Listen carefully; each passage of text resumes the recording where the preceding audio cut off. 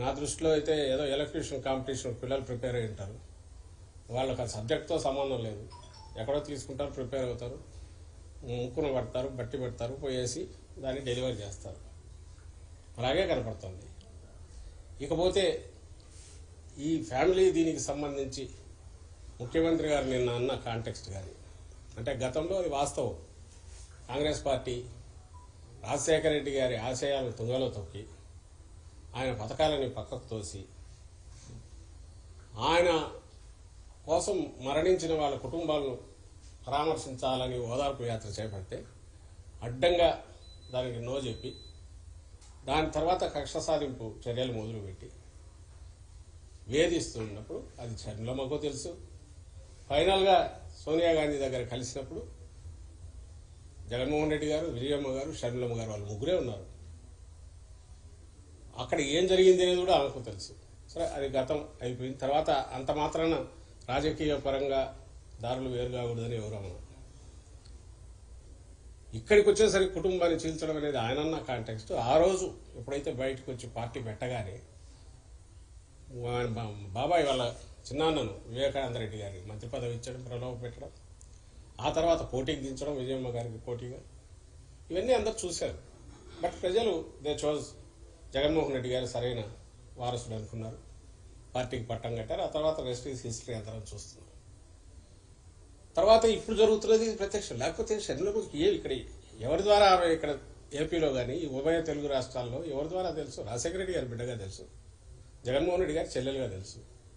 జగన్మోహన్ రెడ్డి గారు రాజశేఖర రెడ్డి బిడ్డగా ఆ రోజు మొదలుపెట్టిన ప్రస్థానం తర్వాత ఇప్పుడు అది సొంతంగా అనంతరం ఒక ప్రవాహంలాగా, మహా ఉధృతమైన ప్రవాహంలాగా అప్రతిహతంగా ముందుకు సాగుతోంది. అంటే వాటిని అవపోసన బట్టి ఆయన ఆశయాలను, ఆయన ఆలోచనలు, రాజశేఖర రెడ్డి గారి ఆలోచనలు, ఆశయాలు, ఈయన వాటిని మనసావాచ నమ్మి వాటిని మరింత ఫైన్ ట్యూన్ చేసి ఇంప్లిమెంట్ చేస్తున్నారు. కాబట్టి అదే ఏదో పార్టీని ప్రొటెక్ట్ చేయడంలో కావచ్చు, విలువలను పాటించడంలో కావచ్చు, నిజాయితీగా నిబద్ధతగా వ్యవహరించడంలో కావచ్చు, నిబ్బరంగా అడుగులు వేయడంలో కావచ్చు, ఎన్ని ఆటుపోట్లైనా తట్టుకోవడంలో కావచ్చు, ఇంక్లూడింగ్ అక్రమ కేసుల్లో జైల్లో పెట్టడం దగ్గర నుంచి, ఇంక్లూడింగ్ తెలుగుదేశం పార్టీ అధికారంలో ఉన్నప్పుడు 23 మందిని పోస్ట్ చేసి ప్రలోభ పెట్టి పశువులు కొన్నట్టు చంద్రబాబు కొన్నప్పుడు కూడా ఎక్కడా చెల్లించలేదు. ఆ రకంగా సొంతంగా ఎదిగాయి. ఈరోజు జగన్మోహన్ రెడ్డి గారి తండ్రి గారు రాజశేఖర రెడ్డి గారు అని చెప్పుకునే రోజులు వచ్చాయి, విచ్ ఈజ్ ఏ తండ్రికైనా గర్వకారణం. ఆ దీంతోనే ఆమె ఈరోజు షర్మిలమ్మ ఇక్కడికి వచ్చినా, లేదా ఆమెకు ఏదన్నా కొంత గిరాకీ ఉండి ఎవరన్నా కాస్త ఇచ్చేసి గుర్తించినా దానివల్ల వచ్చింది. అది కూడా కాదనట్లే. ఆఫ్టర్ ఆయనకు రాజశేఖర రెడ్డి గారి బిడ్డ, జగన్మోహన్ రెడ్డి గారి చెల్లెలుగా ఆ కుటుంబంలో ప్రథమంగా ఉండే ముగ్గురికి ఇప్పుడు తల్లి జగన్మోహన్ రెడ్డి గారు, చెల్లెలు, వాళ్ళకి ఇచ్చే గౌరవం పార్టీ కార్యకర్తలు అందరూ ఇస్తారు, అభిమానులు అందరూ ఇస్తారు, గుండెల్లో పెట్టుకుంటారు. కానీ ఈరోజు క్వశ్చన్ చేసే ముందు ఏదైతే ఆమె రైజ్ చేసిన విషయం, కుటుంబాన్ని చీల్చుకునేది నీ చేతులారా అని అన్నప్పుడు నాకు అర్థం కాని విషయం ఒకటే, ఏదంటే ఇంత శ్రమ పడ్డాము, ఇంత కష్టపడితే నాకు అన్యాయం జరిగింది అన్నారు. ఏ అన్యాయమో చెప్పాలి, స్పష్టంగా చెప్పాలి. ఇదిగో నాకు ఈ అన్యాయం చేశారని. ఏదైనా పదవుల పంపకంలో అన్యాయం చేశారా? పదవుల పంపకంలో అన్యాయం, పదవులు ఇవ్వలేదు అని అంటే ఒక రాజకీయ పార్టీ కానీ ప్రజాస్వామ్యంలో కుటుంబం పదవులు పంచుకోవడానికి ఉందా? ఇప్పుడు పదవుల్లో భాగస్వామ్యం, అధికారంలో భాగస్వామ్యాలు ఉంటాయా? అది సబబేనా?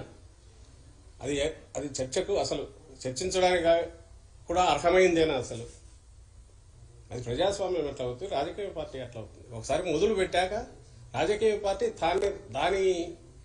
దాని స్వరూపం అది తీసుకుంటుంది.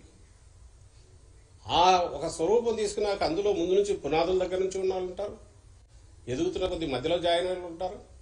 ఆ ప్రవాహం ఎంత అప్రతిహతంగా ముందుకు పోతుందో, ఎంత బలంగా కొత్త ఆలోచనలను కూడా తీసుకోగలుగుతుందో, అభివృద్ధి కాగలుగుతుందో, అంతకాలం అది మనగలుగుతుంది, నిలబడుతుంది. లేకపోతే చరిత్ర కాలగర్భంలో కలిసిపోతుంది. ఉదాహరణకు ఆమె పార్టీని వైఎస్ఆర్ తెలంగాణ పార్టీ అని పెట్టారు. అక్కడ చిన్న ఏదో పెట్టారు, తిరిగారు, కష్టపడినారు అనుకుంటే, మరి అక్కడ కూడా చాలా మందికి ఏదో వాళ్ళు కష్టపడి ఉంటారుగా. శర్మలమ్మ ఒకటే కాదుగా, చాలా మంది కష్టపడి ఉంటారుగా. మరి వాళ్ళ భవిష్యత్తు గురించి ఏం ఆలోచించారు?